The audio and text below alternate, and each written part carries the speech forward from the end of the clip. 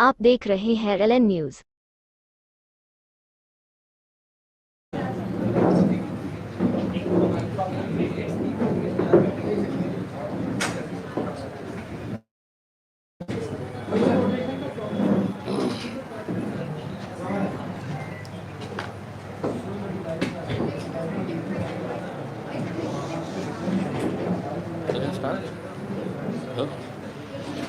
चलिए, आप सभी लोगों का तहे दिल से हम इस्तकबाल करते हैं।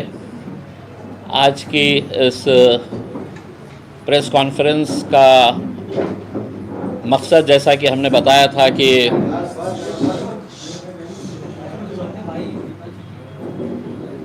कुछ पॉलिटिकल डेवलपमेंट्स, ख़ास तौर से महाराष्ट्र के अंदर आने वाले 2-3 महीनों के अंदर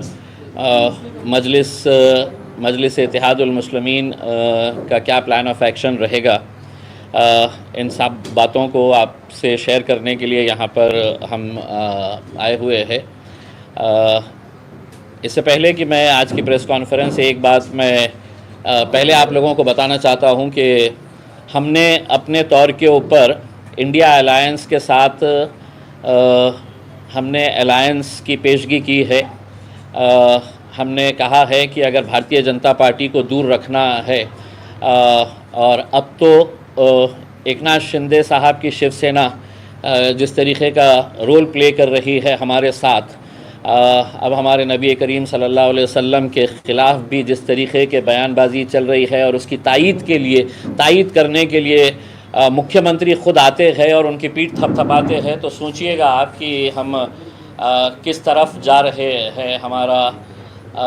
हमें किस तरीके से हमारे साथ खेला जा रहा है। ये प्रपोज़ल हमने लोकसभा के इलेक्शन के टाइम पे भी दिया था, लेकिन उनके तरफ से कोई प्रतिसाद आया नहीं था। अभी फ़िलहाल हमने दोबारा और आज फिर से एक मरतबा आपके ज़रिए हम ये पैगाम ये तीनों पार्टीज़ को देना चाहते हैं, शरद पवार साहब को, कांग्रेस को और शिवसेना को, कि हमें अगर भारतीय जनता पार्टी को दूर रखना है तो कहीं ना कहीं हमें भी कुछ समझौते करने पड़ेंगे करके। लेकिन अभी तक इनका कोई ये नहीं आया है, कोई रिस्पांस नहीं मिला है। हालांकि नीचे स्तर के ऊपर बहुत सारे लोग ये चाहते हैं कि हर तरह का गठजोड़ करके भारतीय जनता पार्टी और एकनाथ शिंदे, अजीत पवार को सत्ता से दूर रखा जाए करके। उसमें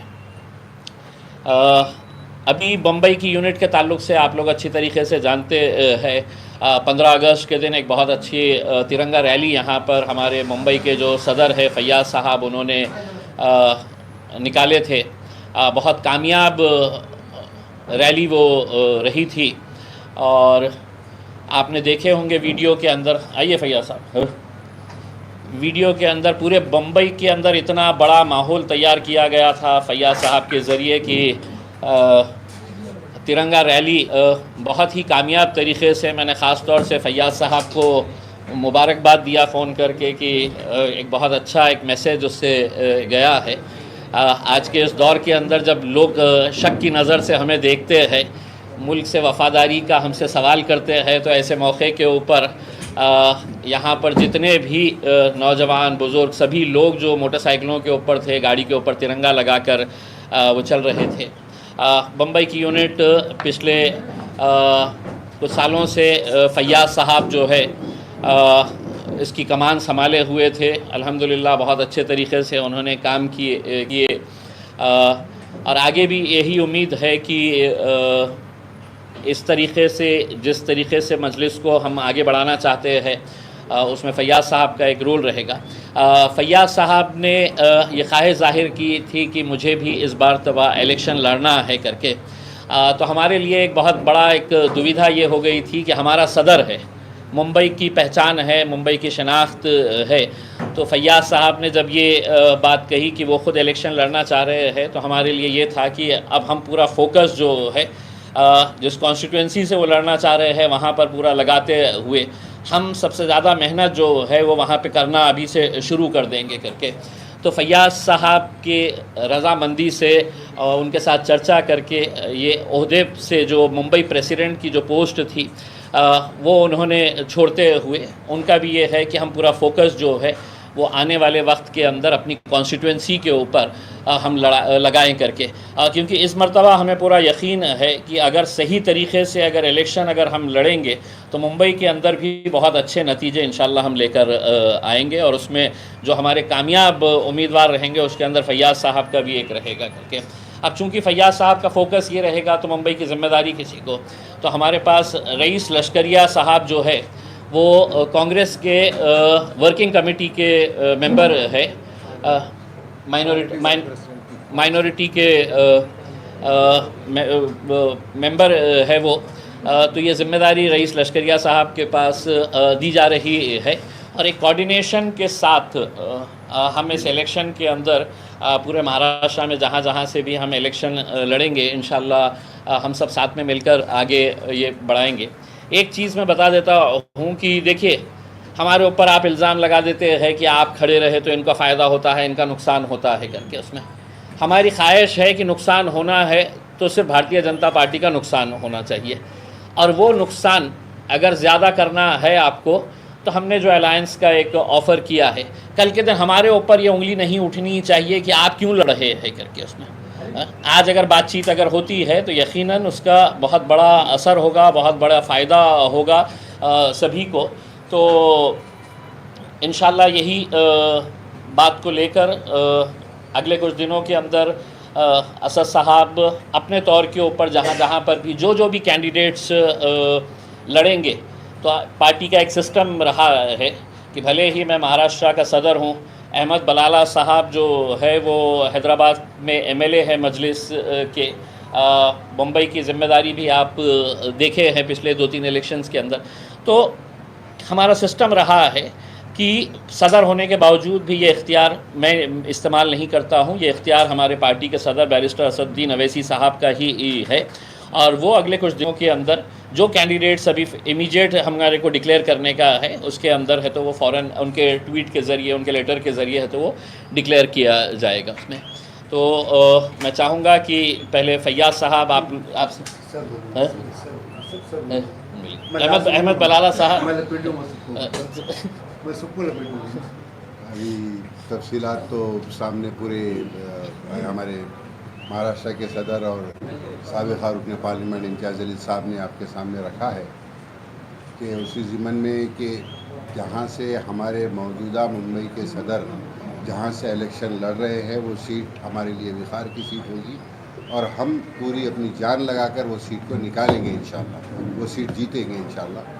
तो अभी फ़िलहाल जैसा इम्तियाज़ जलील साहब ने कहा कि पूरी बॉडी एज इट इज़ है, बॉडी का कुछ भी नहीं है, बॉडी पूरी एज इट इज़ है, खाली ताकि इनको एज ए कैंडिडेट आपको काम करना पड़ेगा।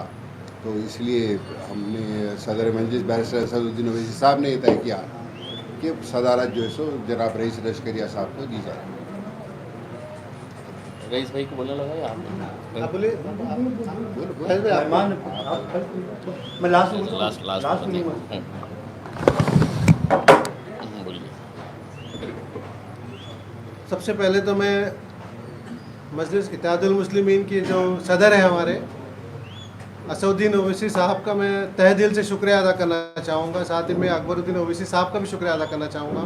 महाराष्ट्र के अध्यक्ष हमारे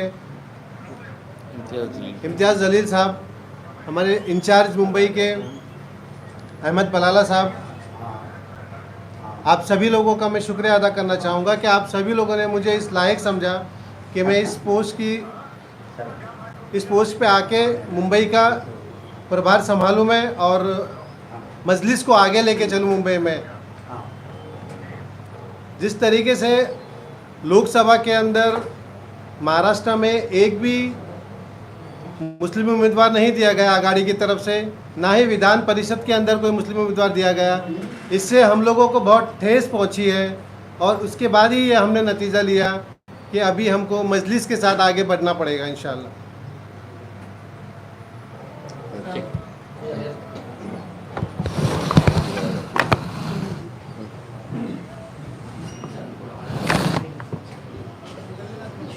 सभी साथियों को नमस्कार, अस्सलाम वालेकुम। मुझको अभी मालूम पड़ा कि मैं इस वक्त यहाँ पे अध्यक्ष नहीं हूँ, मैं लश्कर जी बन गया। कुछ दिन पहले इम्तियाज़ भाई मेरे पास आए थे, उन्होंने कहा कि भैया शर्त हमारी ये है अगर सीट लड़ते हो तो पद छोड़ना पड़ेगा आपको, पद पे रहना है तो सीट छोड़ना पड़ेगा। मैं खामोश था, कुछ बोला नहीं। आज मजलिस को बनाने में असद साहब कहा था और हम एक कारमंदी के तौर पर काम किया। 10 साल से मैंने बाकायदा खुद कांग्रेस में होने के बावजूद वारिस पठान को चुन के लाया यहाँ पर। दूसरी मरतबा जब उसको टिकट दी गई तो मैं टिकट मांगने गया था, असद साहब ने ऐलान कर दिया था, फिर मुझको मजबूरी के तौर पे वारिस पठान का साथ देना पड़ा। और वारिस पठान के लिए असद साहब ने झूला मैदान में खड़े होकर माफ़ी मांगा कि जो भी गलतियाँ इसने की उसके लिए माफ़ी मांगता हूँ। उसके बाद से लेकर अभी तक 5 साल हो गया, वो देखने तक नहीं आया, झांकने तक नहीं आया। ये बात के सब गवाह हैं। और यहाँ पर मैं बम्बई शहर में डिस्ट्रिक्ट बनाया, तालुका बनाया, वार्ड बनाया। आज मुझको सीट दे रहे हैं आप लोग और मेरे पद ले रहे हैं आप लोग, ये गैर वाजिब बात है। मेरे बगल की सीट है, वो सीट मेरे बहुत इम्पोर्टेंट सीट है, आपके लिए भी इम्पोर्टेंट है, क्योंकि फ़िरका परस्त आपको तोड़ना है। तो मैं आपसे गुजारिश करता हूँ, बहुत ही मौतबाना गुजारिश है कि आपकी सीट आपको मुबारक, आपका पद आपको मुबारक। खुदा हाफिज़, अल्लाह हाफिज़, नमस्कार। चल जय हिंद, जय महाराष्ट्र। हाँ चलिए।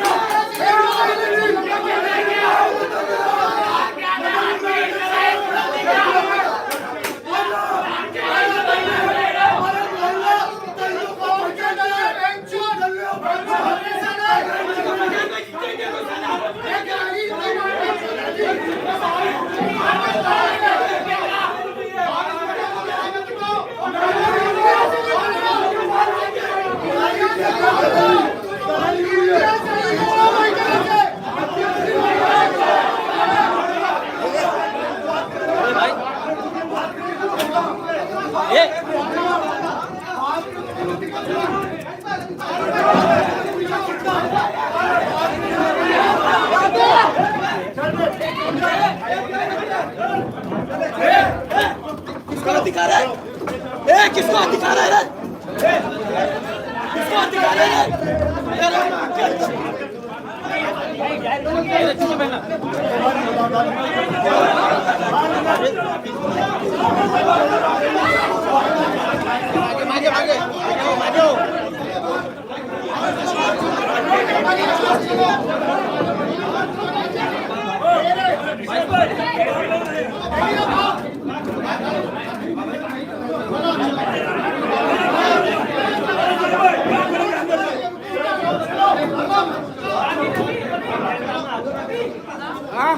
अरे बैठो।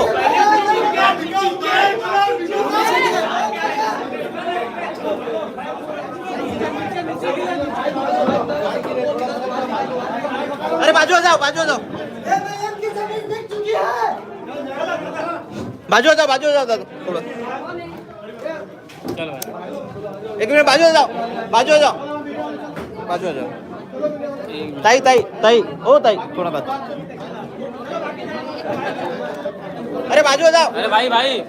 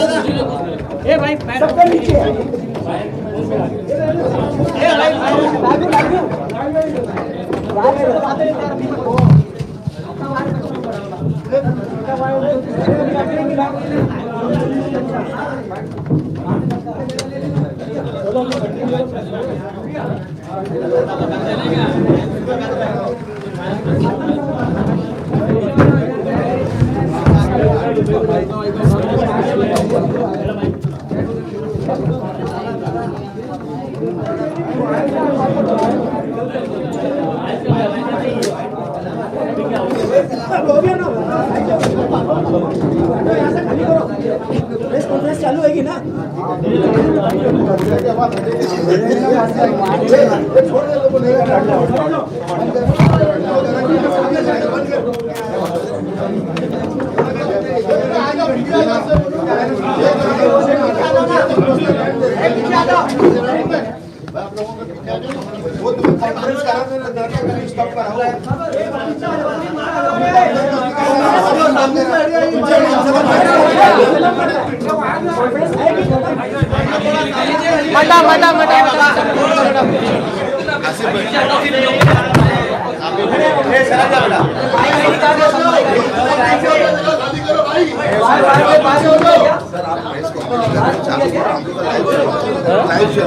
ओके आप अपना चालू रखो. क्या कार्यक्रम चलिए ना, आप लगा दीजिएगा.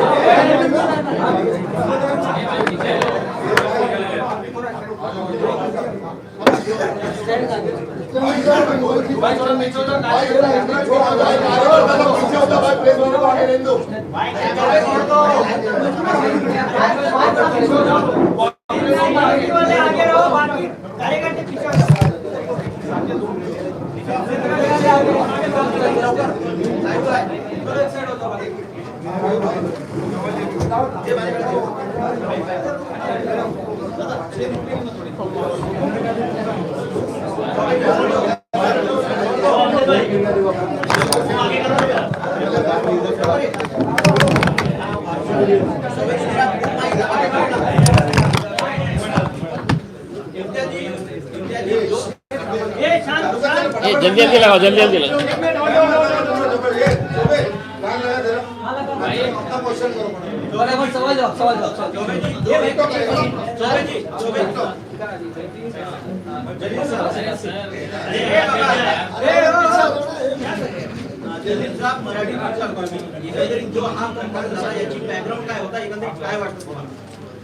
काय आहे की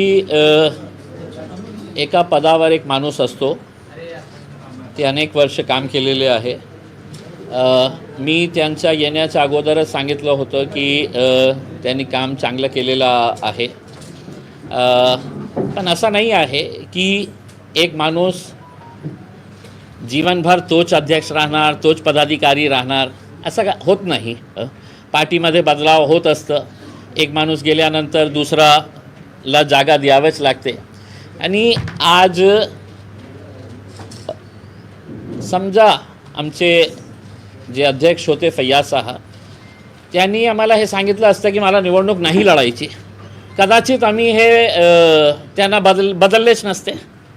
पण तुम्ही सांगा की मतलब मुंबई इतका मोठा रिजन, आमची तर अशी एक प्लॅनिंग होती की मुंबईमध्ये 2-3 अध्यक्ष आपण करावा, कारण एका अध्यक्षाकडून इतकं सारा मुंबई कवर होत नाही. तर अशा परिस्थितीमध्ये त्यांनी सांगितलं की मला इलेक्शन लढायचं आहे, तर आम्ही इमिजिएट होकार दिलं. आम्ही असं नाही सांगितलं की तुम्हाला कोणती कॉन्स्टिट्युएन्सीवर लढायचं आहे. आम्ही त्यांना सांगितलं, मी अनेकदा त्यांच्याशी पर्सनली भेटलो आणि आज नाही, मी मागच्या 1-1.5 वर्षापासून हे बोलत होतो की साहेब तुम्ही अध्यक्ष आहे, अध्यक्ष या नात्याने तुम्ही इलेक्शन लढायलाच पाहिजे.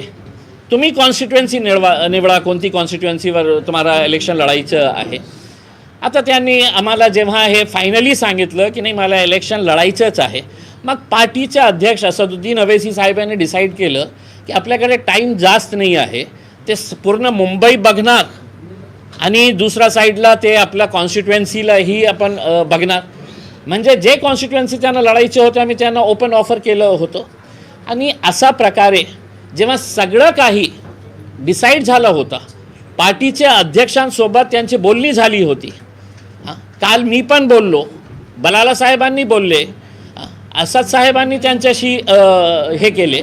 आणि त्याच्यानंतर इथे येऊन मी राग समजू शकतो की उद्या समजा माझ्या शहराच्या मी कोणत्या एका अध्यक्षाला चेंज केलं. माझ्या औरंगाबाद शहरामध्ये मी जिल्हा अध्यक्षाला सांगितलं की बाबा आपल्याला जे परफॉर्मन्स पाहिजे होता ते परफॉर्मन्स मिळालं नाही, आपण रेझिग्नेशन द्यावं. तुरंत त्यांनी 1 मिनिट न लावता रेझिग्नेशन दिलं आणि त्यांनी सांगितलं की साहेब मी एक कार्यकर्ता म्हणून काम करेल. आता लोकांची एक भावना जुळलेली असते की साहेब माझा अध्यक्ष आहे, त्यांना कशाला तुम्ही चेंज करता. भाई आज तर खरी गोष्ट हे आहे की इम्तियाज जलीलने चांगलं काम नाही केला तर उद्या बहुतेक असं साहेब मलाही चेंज करतील आणि चेंज करायला पाहिजे. आता त्यांनी निवडणूक नाही लढली असती तर आम्ही त्यांना चेंज केलंच नसतं. त्यांना लढायचं होतं म्हणून आम्हाला हे स्टेप घ्यावं लागलं. आणि जे काही घडलेलं आहे मला असं वाटत नाही की त्याच्यामध्ये खूप हे आहे. त्यांचा एक स्वाभाविक राग होता, त्यांचे फॉलोअर्सचा राग होता. आम्ही पुन्हा त्यांच्याशी बसू, चर्चा करू आणि काय तोडगा निघतील त्याच्यामध्ये आपण बघू. पण याची रिपोर्ट जे आहे ते ओवैसी साहेबांना आम्ही देणार, कारण ते आत्ता पण आमची बोलणी झाली होती ओवैसी साहेबांची. आम्ही तर एक कार्यकर्ता म्हणून काम करतो त्यांचे. तर जे काही घडलेलं आहे दुर्दैवी प्रकार आहे मला असं वाटतं.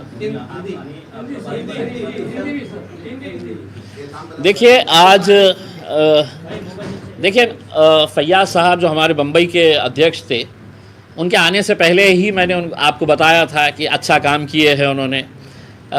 अभी 15 तारीख के दिन जो तिरंगा रैली निकाली गई थी बहुत अच्छे तरीके से सक्सेसफुल निकाली गई थी. इसमें फैयाज साहब पिछले कुछ महीने पहले जब हमारी उनके साथ मीटिंग हुई थी, बात हुई थी, मैंने साफ़ तरीके से उनसे पूछा था कि फैयाज साहब आप इलेक्शन लड़ेंगे या नहीं. उन्होंने कहा था कि नहीं मुझे इलेक्शन लड़ना है करके. और अब जब ये बात फाइनल हो गई थी कि मुझे इलेक्शन लड़ना है, किसी भी हालत के अंदर मैं इलेक्शन लड़ूंगा, तब आप सोचिएगा बम्बई छोटी तो कॉन्स्टिट्यूएंसी है ही नहीं उसमें, कि एक अध्यक्ष बम्बई का अपनी कॉन्स्टिट्यूएंसी का इलेक्शन भी लड़ेगा और बम्बई के ऊपर भी नज़र रखेगा करके उसमें. तो हमने फिर है तो उनको ये बोले कि फैयाज साहब अगर इलेक्शन लड़ रहे हैं तो फिर ये जिम्मेदारी किसी और को दे देंगे हम, आप इसके लिए तैयार है. ये सब तय हो गया कि भाई ठीक है उन्हें इलेक्शन लड़ रहे हैं, तो हमने ये बोला है कि हम भी आके है तो आपकी कॉन्स्टिट्यूएंसी के अंदर मेहनत करना शुरू करेंगे, वहाँ पे प्रचार सभाएं जो भी करने का है हम करेंगे उसमें. तो ये सब फाइनल होने के बाद कल तक हमारी अच्छे तरीके से बातचीत हुई, बलाला साहब से बातचीत हुई, असद साहब से बातचीत हुई. सब होने के बाद ऐन वक्त के ऊपर यहाँ पे आके इस तरह का मतलब मेरे हिसाब से ये किसी भी मतलब एक राजनीतिक पार्टियों के अंदर ऐसे चीज़ें होते रहती है. लेकिन हम ये एक्सपेक्ट नहीं करते हैं कि मजलिस के अंदर, क्योंकि मजलिस का नाम ही जो है वो इत्तेहाद है, अगर यहाँ पे आपका पद ले लिए, अगर हमने पद लेके ये बोले होते कि नहीं आप इलेक्शन भी नहीं, ये इख्तियार किसके पास है? ये पार्टी के पास इख्तियार है या असदुद्दीन अवैसी साहब के पास इख्तियार है कि साहब नहीं हम आपको पार्टी से पोस्ट से भी निकाल रहे हैं, हम आपको टिकट भी नहीं देंगे. ये असद साहब बोल सकते हैं, लेकिन असद साहब ने खुद ने कहा कि नहीं आप मुंबई का चेहरा है और हमारी नाक है आप अगर इलेक्शन लड़ रहे हैं तो हम मेहनत करेंगे करके उसमें आपके लिए अभी से मेहनत करना शुरू करेंगे। तो यहाँ पे ऐसे वक्त के ऊपर आके ऐसी हरकतें करना मेरे हिसाब से किसी को भी शोभा नहीं देता है। लेकिन ठीक है, राजनीति के अंदर फॉलोअर्स होते हैं एक नेता के, उनके फॉलोअर्स ने हंगामा थी, हमारी कोई उससे ये नहीं है, बात करेंगे, देखेंगे आगे क्या होता है।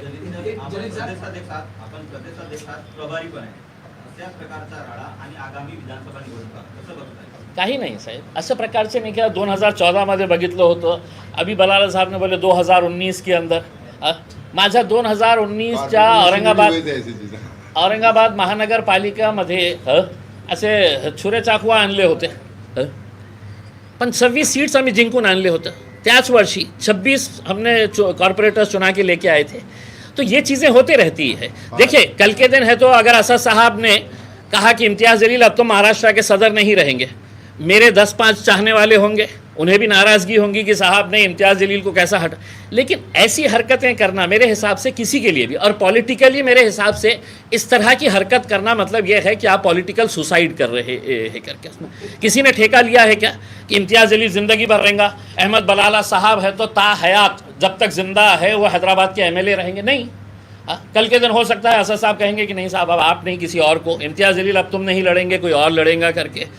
लश्करिया साहब, रईस लश्करिया साहब को एक मौका दे रहे हैं, उनका परफॉर्मेंस रहेगा तो कंटिन्यू, नहीं रहेगा तो रिजवाना आपा हमारे लेडीज़ विंग के हैं, उनको भी चेंज करना पड़ेगा। इसका मतलब क्या है कि मतलब हम लोगों ने ऐसा जाके है तो हंगामा करना, मेरे हिसाब से। सवाल है कि आपने अभी कहा कि मुंबई बहुत बड़ा है और इसलिए फयाज अहमद के बदले इलेक्शन लड़ेंगे और रईस लश्करिया साहब को जिम्मेदारी दी गई, तो इसका मतलब ये भी निकाला जा सकता है कि आगे अगर रईस लश्करिया को आप टिकट नहीं होंगे।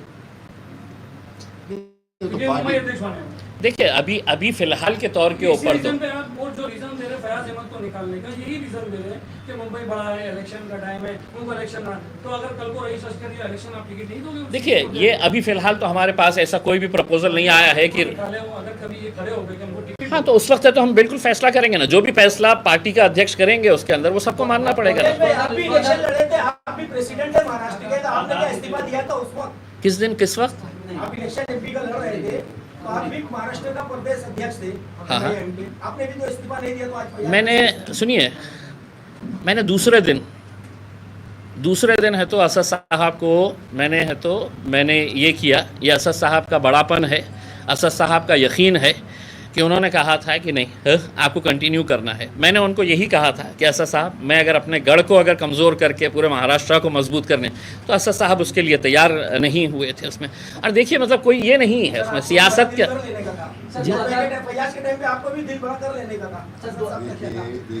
देखिए मैं रहूं या ना रहूं ये मेरा पार्टी का अध्यक्ष तय करेगा, ना तो कोई यूट्यूब चैनल वाला डिसाइड करेगा कि इम्तियाज़ जलील तुमने जाना ही चाहिए था करके। उसमें मेरा पार्टी का अध्यक्ष मुझे बोलेगा कि अभी निकल जाओ, आधे घंटे में इम्तियाज़ जलील रेजिग्नेशन दे के है तो बिल्कुल है, तो एक मजलिस का सिपाही बोल के काम करेगा। 2019 में भी ये देखा गया था, चुनाव से पहले सदर बदला गया था, 2024 में भी चुनाव से पहले जो है वो सदर बदला।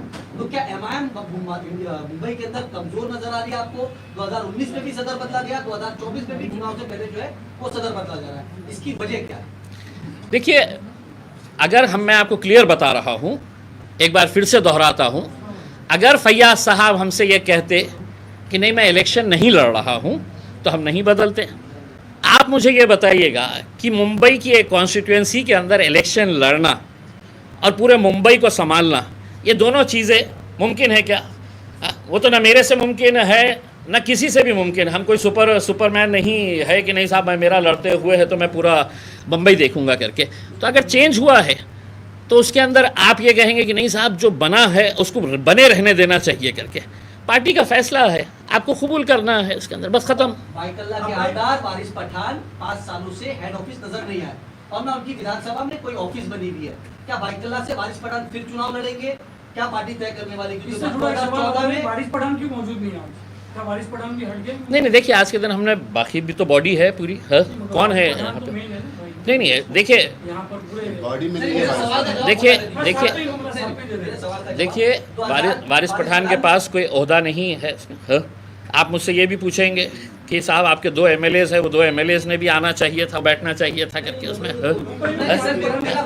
हाँ ठीक है ना। उसमें देखिए, अगर पार्टी ने अगर तय करी, अगर असद साहब ने तय करे कि वारिस पठान लड़ेगा, इम्तियाज़ जलील नहीं लड़ेगा, वारिस पठान औरंगाबाद से लड़ेगा, तो पार्टी को कबूल करना पड़ेगा, उसके मुझे कबूल करना पड़ेगा उसमें।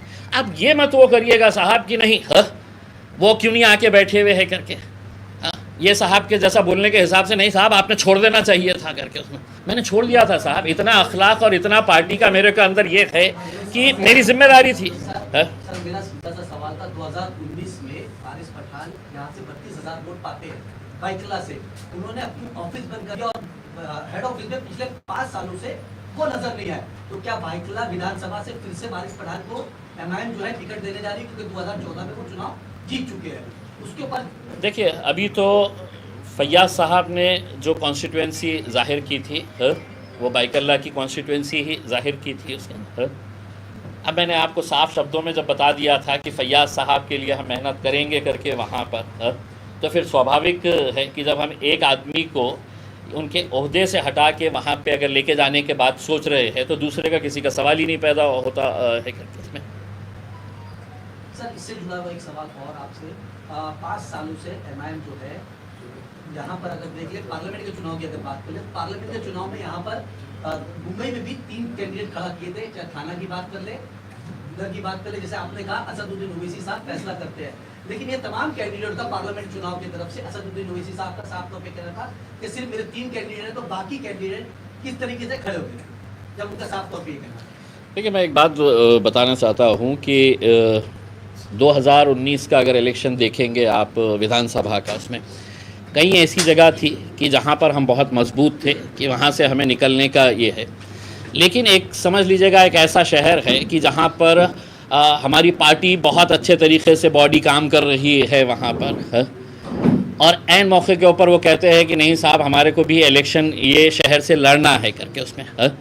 तो पार्टी को ज़िंदा रखने के लिए कई जगह के ऊपर हमारे को भी ये फ़ैसला करना पड़ता है कि साहब आपका केडर है, मेहनत कर रहा है, हम ये जानते हुए कि साहब ये सीट हमारी यहाँ पर इतनी मजबूत नहीं है उसमें।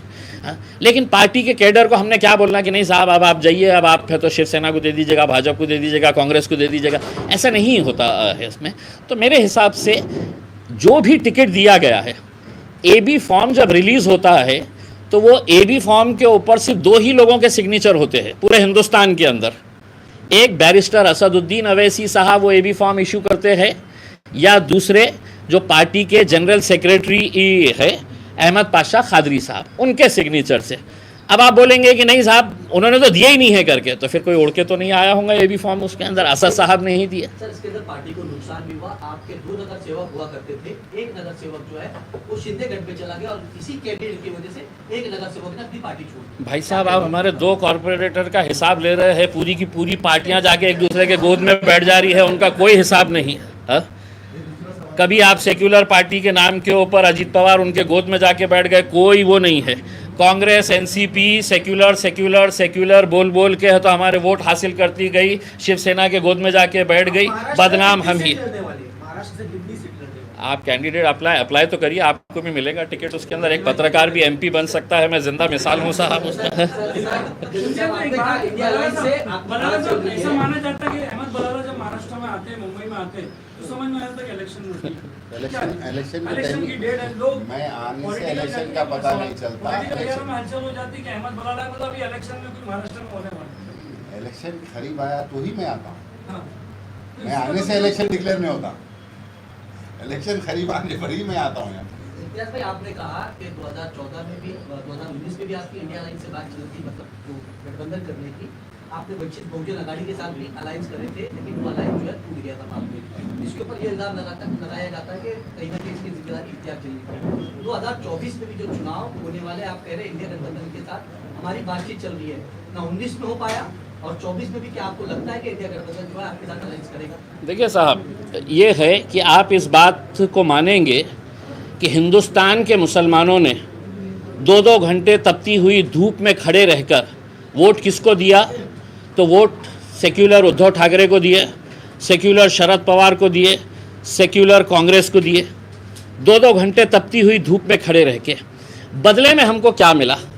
हाँ, चुन के आने के बाद हमको विशालगढ़ मिला, बदले में कोल्हापुर का विशालगढ़ मिला कि जहां पर बिना किसी वजह कांग्रेस के चुने हुए मुसलमानों के वोटों से चुने हुए उनका बेटा जो है वो नेतृत्व करता है उस आंदोलन का। मुसलमानों के घरों में जाके है तो तोड़फोड़ कैसी की गई है आपने सब ने देखा है। 12 विधान परिषद की सीटें थी। क्या इस कौम को यह अधिकार इख्तियार नहीं है? क्या आपने इस कौम का एहसान चुकाना नहीं चाहिए कि भाई पूरे हिंदुस्तान के अंदर तुम लोगों ने हमें वोट देकर भारतीय जनता पार्टी को हराया है, हमारे ऊपर यकीन जताया है, 12 में से एक एमएलसी बना देते, किसी को भी बना देते। एमआईएम का तो नहीं हम मांग रहे थे कि साहब हमको बनाइएगा करके एमएलसी। आपकी पार्टी के अंदर आपके पास इतना कोई लायक काबिल ऐसा कोई एमएलए एमएलसी बनने के लायक नहीं था। लोकसभा के इलेक्शन के अंदर वोट आपको चाहिए। इकलौता एक मुस्लिम एमपी पूरे महाराष्ट्र के अंदर ही नहीं, 8 राज्य थे, 8 जहां पर एक भी मुस्लिम एमपी नहीं है। अकेला इम्तियाज जलील इन 8 राज्यों के अंदर, उसको हराने के लिए आप पूरी ताकत लगा देते हैं, हमारे वोट लेकर चले जाते हैं। ये कहां का इंसाफ है? पार्लियामेंट के अंदर जब वक्फ का बिल आता है, 9 आपके एमपी पार्लियामेंट के अंदर मौजूद रहते हैं, लेकिन जब बिल आता है, बिल के ऊपर चर्चा होने की बात होती है तो आप निकल जाते हैं बाहर। ये आप एहसान चुका रहे हैं। और मेरी इन पार्टियों से शिकायत नहीं है, उन मुसलमानों से शिकायत है जिन्होंने ये कहकर इम्तियाज जलील को हराया कि नहीं साहब बीजेपी को हराना है तो इम्तियाज जलील को वोट नहीं देना, शिवसेना को डालना पड़ेगा करके। तीसरे नंबर पर आई शिवसेना। 2 सवाल सर, जैसे आपने कहा वक्त बोर्ड को लेके, वक्त की लेके, तो उद्धव ठाकरे ने कहीं ना कहीं क्लियर किया कि वक्त की जो क्या, देखिए सुनिए, मैं पार्लियामेंट जाके आ चुका हूँ। मैं पार्लियामेंट के अंदर जो शब्द बोले जाते हैं, एक के एक लफ्ज को रिकॉर्ड किया जाता है। आप जिस जगह के ऊपर हमने आपको भेजे तो वहां पे आप मुंह पे उंगली रख के तो निकल गए। आपको पार्लियामेंट भेजा क्यों गया था? आपको पार्लियामेंट इसलिए भेजा गया था कि हमारे मुद्दे जब आएंगे तो तुम हमारी आवाज बनकर वहां पर खड़े रहेंगे करके। तुम कहेंगे कि नहीं साहब उद्धव ठाकरे तो साहब देखिए ना जलसे में बोला, बहुत बड़े जलसे के अंदर बोला। पार्लियामेंट के अंदर रिकॉर्ड होता है ये सब चीज। पार्लियामेंट के अंदर ये रिकॉर्ड होना चाहिए था कि शिवसेना उद्धव ठाकरे ने भी इसका विरोध किया है करके। उसमें तो क्या लगता है आने वाले वक्त में शिवसेना जो है बिल का विरोध करती भी आपको पार्लियामेंट में? मुझे नहीं मालूम है साहब, उनसे ज़्यादा जो उनकी पैरवी करने वाले लोग हैं। सेक्युलरिज्म को जिंदा रखना है तो साहब हमको ख़त्म कर दो, उनको जिंदा रखो, वो लोगों से जाके सवाल पूछिएगा। इम्तियाज जलील आने वाला विधानसभा का चुनाव औरंगाबाद से लड़ने के टिकट दे दिया अगर कोई तो लड़ लेंगे साहब। देखिए मैंने साफ तौर के ऊपर ये बताया है कि हमारा इनिशियल जो है वो 30-40 सीटें अभी हम लोग सर्वे कर रहे हैं।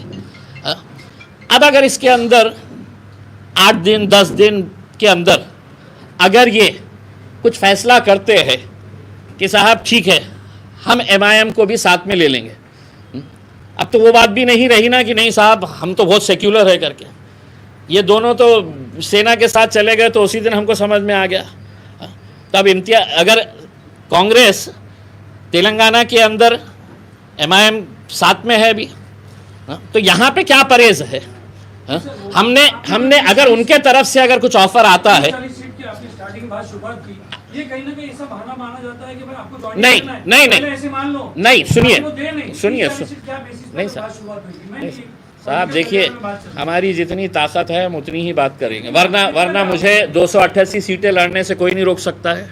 मेरी पार्टी है, मैं 288 सीटें लड़ा तो कौन रोक सकता है मुझे बताइएगा। हाँ, आप इल्ज़ाम तो वैसे भी देने वाले हैं हमारे ऊपर। हम ये कह रहे हैं कि साहब हम हमारे तौर के ऊपर इतने सीटों के ऊपर हम ये कहेगा कि नहीं साहब अब हम ये 30-40 सीटों के ऊपर, अगर उन 30-40 सीटों के अंदर हमको लगता है कि साहब ये 10 सीटें हैं जिसके ऊपर हमको लड़ने का है, हम मजबूत है करके, आप अगर हमको लेना चाहते हैं तो आप हमको बोलिएगा कि हम चलिए ठीक है हम बैठते हैं, आपस में बैठते हैं। आप हमको बोलिएगा कि नहीं हम आपको 2 देंगे, 4 देंगे, 5 देंगे, 10 देंगे करके उसमें। लेकिन आप बोलेंगे कि नहीं साहब इनका वोट चाहिए मेरे को, लेकिन इम्तियाज़ जलील मेरे बाजू में आके बैठना नहीं करके, क्योंकि ये कौम का काम तो साहब से वोट देने का है उसमें। रईस लश्करिया एमएलए बन ही नहीं सकता है। रईस लश्करिया को मैं वर्किंग कमेटी का मेंबर बना डालूंगा, उसी के अंदर खुश रहना। हमारी ये सोच है साहब कि अब मुसलमानों ने ये फैसला करना है कि एमपी भी हमारा होना, एमएलएस भी हमारे होना करके। बस आपको है तो से मुत्तहिद होने की ज़रूरत है। मुत्तहिद होइए और आप देखिएगा कि अगर पूरे के पूरे अगर एक साथ मिलकर आए तो कितने सीटें आप निकाल सकते हैं। अगर आपका इंडिया अलायंस नहीं बनता, महाराष्ट्र में क्या तीसरा फ्रंट जो है वो खड़ा हो सकता है? जो कि देखिए जो है लगातार चर्चा, देखिए राजू शेट्टी साहब मेरे पास आए थे, बातचीत हुई है, चर्चा हुई है। बच्चू कडू साहब ने भी बताया है कि ये करेंगे करके। कल औरंगाबाद में और 2 अलग पार्टी के जो जिम्मेदार है वो आने वाले हैं मीटिंग करने के लिए। देखिए हम ये चाह रहे हैं कि पहले वो लोग एक साथ मिलकर आ जाए। हमने तो तैयार है। हमें भी ये लगता है कि अब लोगों का यकीन जो एस्टैब्लिश पॉलिटिकल पार्टीज़ है उनके ऊपर से ख़त्म होता जा रहा है। तो अगर थर्ड फ्रंट अगर एक बनता है तो यकीनन उसके अंदर हम पूरी तरीके से एक्टिवली उसका एक हिस्सा बनना चाहेंगे। लेकिन ऐसा ना हो कि कोई पॉलिटिकल पार्टी, कई पॉलिटिकल पार्टीज़ का ऐसा ये रहता है कि साहब वो अपना रेट बढ़ा लेते हैं, मीटिंग करते हैं, अपना रेट बढ़ा लेते हैं और फिर जाके है तो भाजपा की गोद में बैठ जाते हैं। तो हमने उनसे कहा कि पहले आप बैठ जाइए, आपस में साथ कर लीजिएगा, आप ये समझ लीजिएगा कि एमआईएम आपके साथ में है। प्रकाश अम्बेडकर के साथ आपकी कोई चर्चा उनसे शुरू हुई है क्या 2024 के चुनाव में? नहीं, अभी तक तो कोई ऐसी बातचीत नहीं है। आता लास्ट तुम्ही इंडिया आघाडीमध्ये समावेशाची विनंती करताय एकंदरीत इंडिया आघाडीला, पण आज वेगळं चित्र मुंबईमध्ये दिसतंय। काँग्रेसचे आमदार किशन सिद्दीकी हे राष्ट्रवादीच्या अजितदादांच्या राष्ट्रवादीमध्ये प्रवेश करतील अशी शक्यता आहे। जनसन्मान यात्रेमध्ये त्यांचा समावेश होत आहे। आता साहेब रात्री कोणासोबत झोपणार आणि सकाळी होईपर्यंत कोणत्या पक्षामध्ये जाणार हे सगळं नेत्यांच्या बाबतीत तसंच झालेलं आहे। आज आपण मंत्रालयात गेलं आणि एखाद्या आमदाराला भेटलं तर आपल्याला विचारावं लागतं की आता कुणाच्या सोबत आहे करके। तर अशी परिस्थिती आहे। कोण कुठे जाणार आणि येणाऱ्या 1-1.5 महिन्यामध्ये तुम्ही बघणार की या पक्षाचे, आणि तुम्ही आमदारांच्या बाबतीत बोलतो, काय गॅरंटी आहे की उद्या शरद पवार साहेब नाही जाणार? काय गॅरंटी आहे की अजित पवार साहेब पुन्हा इथे नाही येणार? काय गॅरंटी आहे की समजा एकनाथ शिंदे साहेबांना हे मिळालं नाही मुख्यमंत्री पद, ते पुन्हा उद्धव साहेब सोबत येणार? म्हणजे काहीही शक्य आहे ना राजनीतीमध्ये। सर एक आखिरी सवाल है मेरा कि अजीतदादा पवार की पार्टी में मुसलमान नेता गए, जैसे बाबा सिद्दीकी गए, किसान के जाने की तैयारी है, तो ये कहीं ना कहीं बीजेपी के सपोर्ट में चले जा रहे हैं मुसलमानों को गुमराह करके। इसके ऊपर आपको क्या कहना? मुसलमानों को बोलो थोड़ी अपनी गैरत ज़िंदा रखो करके, थोड़ी गैरत अपनी ज़िंदा रखो। जिस नबी करीम के ख़िलाफ़, हमारे हुजूर के ख़िलाफ़ इस तरह का भद्दा कोई स्टेटमेंट देता है और वहाँ का मुख्यमंत्री आकर इस तरह की बात करता है कि तुम्हारे बाल भी हम बाका नहीं होने देंगे, बाल को भी हाथ नहीं लगाने देंगे, तो आप सोचिएगा कि ये सही मानों में ये मुसलमान है क्या जो इनके साथ आज के दिन बैठे हुए हैं। ये सवाल खुला है, उनको नाराज़गी होंगी मेरे ये से। लेकिन तुम ये बताओ कि तुम्हारी सियासत बड़ी है या तुम्हारे लिए अपने नबी करीम सल्लल्लाहु अलैहि वसल्लम बड़े? इम्तियाज़ जलील लंदन से लड़ने का सोच रहा है सर उसमें।